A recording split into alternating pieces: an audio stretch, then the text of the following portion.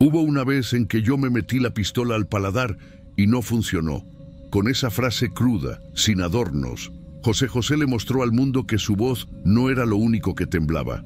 Detrás del apodo El Príncipe de la Canción había un ser humano deshecho, cansado de vivir, pero aún más cansado de morir. ¿Cómo llegó hasta ese punto un joven tímido con una de las voces más poderosas de América Latina? ¿Qué llevó a este ídolo a perderlo todo, incluso el control de su propio cuerpo? Esta es una historia donde el brillo del éxito contrasta con el abismo del dolor. Una historia real, sin adornos, sin ficción, porque a veces la vida de un artista es más dura que cualquier letra que haya cantado. José Rómulo Sosa Ortiz nació el 17 de febrero de 1948 en la Ciudad de México. Hijo de dos músicos de formación clásica. Su madre, Margarita Ortiz, pianista concertista.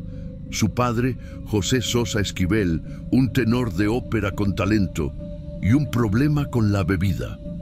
Lo que parecía una casa llena de música y arte era en realidad un campo de batalla. José creció en un ambiente tenso, volátil, silenciosamente violento. Su padre lo despertaba a mitad de la noche para beber con él, no como un juego, como una imposición, como si estuviera preparando a su hijo para el mismo infierno donde él vivía. La violencia también alcanzaba a su madre, y José era testigo de todo. Desde niño entendió que en su hogar el amor se cantaba, pero no se vivía. A los 15 años, la separación de sus padres lo marcó para siempre.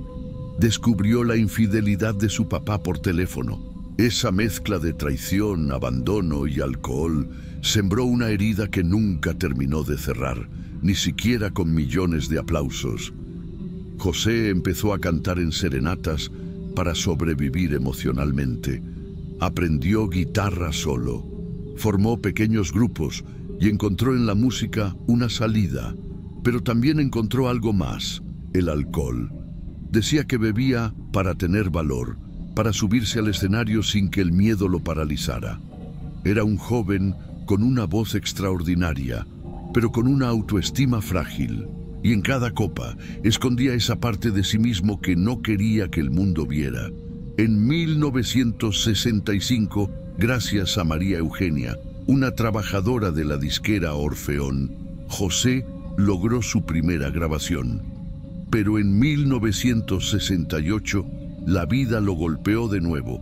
Su padre murió de cirrosis hepática, y ese hecho no solo fue devastador, fue simbólico.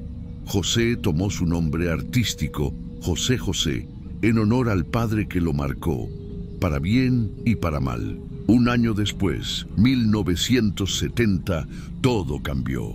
José lanzó el tema La nave del olvido, que ya mostraba su potencial, pero fue con El Triste, en el Festival de la Canción Latina, que el mundo escuchó por primera vez el alma de un hombre que ya estaba roto. Su interpretación fue tan poderosa que el público se levantó de sus asientos. Hubo lágrimas, gritos, incluso protestas contra el jurado por no darle el primer lugar. A partir de ese día, nació el mito. El joven tímido se convirtió en el príncipe de la canción. Su voz, comparada con la de los grandes tenores, llegaba no solo a los oídos, sino al pecho. Los años 70 y 80 fueron su reinado absoluto. Discos como Secretos, 1983, vendieron más de 20 millones de copias. Canciones como Lo dudo, El amor acaba, Lo pasado pasado, La almohada, se volvieron himnos. Actuó en películas, incluyendo Gavilán o Paloma, donde interpretó su propia vida.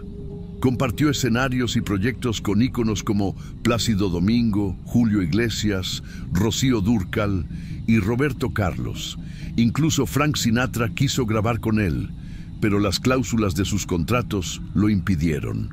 José José era el artista más querido de México. Su voz acompañaba bodas, rupturas, duelos. Era el eco del amor y del desconsuelo. Pero mientras su carrera subía, su cuerpo y su alma empezaban a desmoronarse. Su vida sentimental fue intensa y muchas veces caótica. Su primer matrimonio fue con Kiki Herrera, una socialité 20 años mayor que él. Se llegó a decir que ella practicaba brujería para mantenerlo a su lado. El matrimonio no duró. Después vino Anel Noreña, actriz y madre de sus 2 hijos mayores, José Joel y Marisol. Fue un amor apasionado pero también destructivo. Celos, gritos, rupturas. Terminaron en un divorcio mediático y una larga batalla legal. Finalmente, se casó con Sara Salazar, cubana, madre de su hija menor, Sarita. Ella lo cuidó en sus peores momentos, pero también se convirtió en figura clave de las polémicas que vendrían tras su muerte. Para José José, el alcohol no era un escape, era un compañero constante, y más adelante se sumaron también otras sustancias, medicamentos, corticoides y tratamientos vocales que lo dejaban cada vez más débil. Llegó a consumir hasta 3 litros de tequila al día. Declaró más de una vez que le pedía a Dios que se lo llevara, porque ya no podía vivir así. Intentó quitarse la vida, pero falló. Él mismo lo describía como una señal divina. Su voz, antes impecable, comenzó a apagarse. Sufrió enfisema pulmonar, infecciones respiratorias crónicas, pérdida de la potencia vocal. En el escenario, sus agudos se volvían suspiros y el público, ese que lo amaba, empezaba a notar, pero José, terco, seguía. Porque si no cantaba se moría en vida. José José solía decir que su voz era un regalo, pero también una condena. Años de fama, giras, trasnoches, decepciones amorosas y traiciones familiares fueron apagando poco a poco esa voz que había hecho llorar a medio continente. Y cuando parecía que ya no quedaba nada por quitarle, la vida se llevó lo último, su salud. En el año 2017, después de varios problemas de movilidad, pérdida de peso y dificultad para hablar, se confirmó el diagnóstico: cáncer de páncreas. Una enfermedad silenciosa, agresiva y, en su caso, devastadora. Pero esta no fue la primera advertencia. Ya en 2007, José había sufrido una parálisis facial. En 2008, le diagnosticaron la enfermedad de Lyme, que afectó su sistema nervioso. Su cuerpo era un mapa de cicatrices visibles y otras invisibles. Durante sus últimos años, vivía recluido en Miami, bajo el cuidado de su esposa, Sara Salazar, y su hija menor, Sarita. Casi no se dejaba ver en público. Las pocas veces que aparecía en cámara, su aspecto generaba preocupación. La gente se preguntaba, ¿qué está pasando con José José? Pero nadie daba respuestas claras. El silencio era casi tan fuerte como su ausencia. 28 de septiembre de 2019. A los 71 años, José José fallece en un hospital de Homestead, Florida, pero lo que debía ser un momento de duelo nacional se convirtió en una tormenta mediática. Sus hijos mayores, José Joel y Marisol, que vivían en México, se enteraron por la prensa. No recibieron llamada, no hubo aviso, no pudieron ver el cuerpo. Lo primero que hicieron al llegar a Miami fue preguntar: ¿dónde está nuestro padre? La respuesta fue una cadena de confusiones, contradicciones y dolor. José Joel y Marisol exigieron una autopsia forense. Alegaban que su padre había estado desnutrido, deshidratado y aislado de todos durante sus últimos meses. Querían respuestas, querían pruebas, pero sobre todo querían verlo. Nunca se les permitió. La versión oficial decía que el cuerpo estaba bajo control de Sarita, la hija menor. Ella afirmaba que su padre había muerto en paz, acompañado y en calma. Pero esa versión no convencía a sus hermanos, ni a muchos de sus fans. Por días, nadie sabía con certeza dónde estaba el cuerpo de José José. Algunos medios incluso hablaron de desaparición, mientras otros apuntaban a un conflicto legal por el destino de los restos. Lo único seguro era que el cantante más querido de México había muerto lejos de su país, de sus amigos y de la mayoría de su familia. Días después, se confirmó que el cuerpo había sido cremado en Estados Unidos, decisión tomada por Sarita. La mitad de las cenizas fue enviada a México para un homenaje nacional en el Palacio de Bellas Artes, en la Basílica de Guadalupe y en su barrio natal, Clavería. Multitudes salieron a las calles, miles lloraban, cantaban, agradecían. La otra mitad se quedó en Miami, un símbolo de una familia rota, de un artista dividido, de un final sin paz. Con la muerte llegaron las batallas legales y con ellas la polémica definitiva. En México apareció un testamento firmado por José José años atrás, donde nombraba como heredera universal a Anhel Noreña, su exesposa y madre de sus 2 hijos mayores. Pero Sarita no reconoció ese documento. Argumentaba que como su padre había fallecido en Florida, la ley estadounidense debía prevalecer, invalidando el testamento mexicano. Entonces surgió un nuevo actor en la historia, Manuel José, un cantante colombiano que decía ser hijo biológico no reconocido de José José. Incluso había imitado su voz en concursos televisivos, generando aún más controversia. Sarita se acercó a él públicamente, lo apoyó, y eso aumentó las tensiones.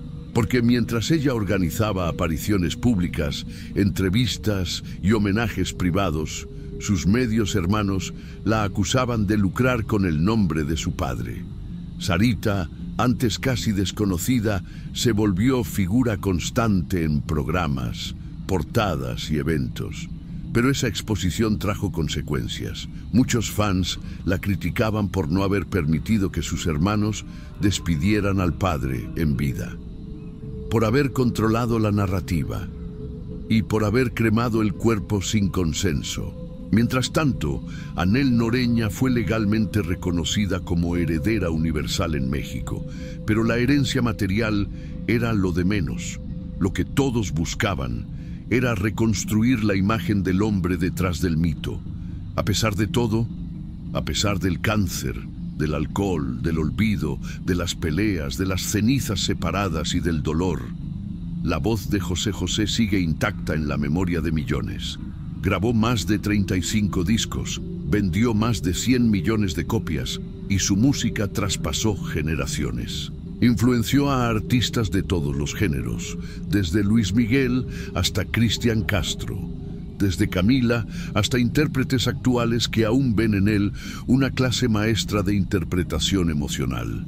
Sus canciones no eran solo letras románticas, eran confesiones, eran pedazos de su alma, porque José José no actuaba, él vivía cada palabra que cantaba. José José fue más que un cantante, fue un hombre que transformó el dolor en arte, un ícono que vivió en los extremos, del aplauso al silencio, de la ovación al abandono, de los escenarios al aislamiento. No murió solo como artista, murió como símbolo de una generación. Y aunque su historia terminó entre polémicas y despedidas incompletas, su voz sigue resonando. En cada karaoke, en cada noche de despecho, en cada corazón roto y también en cada persona que entiende que amar y querer no es igual. Gracias por escuchar hasta el final. Si este homenaje te conmovió, déjalo en los comentarios. ¿Qué canción de José José te marcó más? ¿Qué opinas de todo lo que ocurrió tras su partida?